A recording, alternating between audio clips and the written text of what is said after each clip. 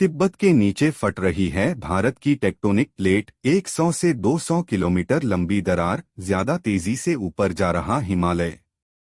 दोस्तों, 22 जनवरी 2024 को रात्रि में चीन में 7.2 तीव्रता का भूकंप आया। दिल्ली एनसीआर सहित भारत के अनेक राज्यों में धरती कांपी।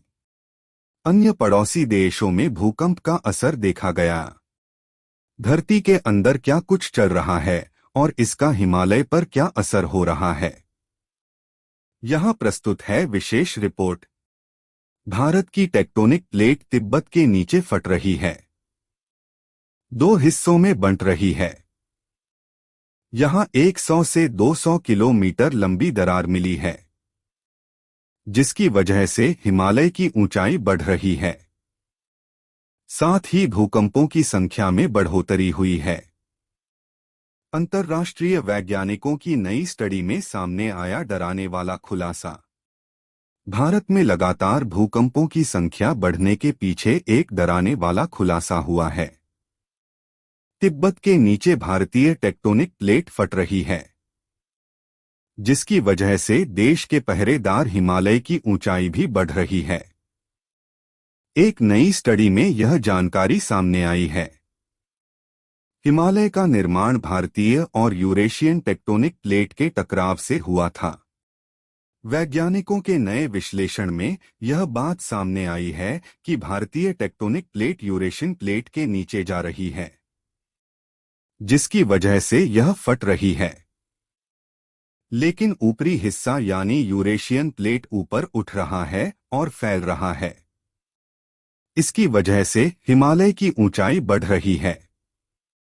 साथ ही हिमालयन बेल्ट के आसपास भूकंपों की संख्या बढ़ गई है। अंतर्राष्ट्रीय वैज्ञानिकों के समूह ने यह जानकारी हालांकि एनसीएस की ओर से कुछ महीने पहले कहा गया था कि विशेषकर दिल्ली एनसीआर क्षेत्र में आने वाले भूकंप के झटकों से घबराने की नहीं, बल्कि जोखिम कम करने के उपायों पर जोर देने की जरूरत है।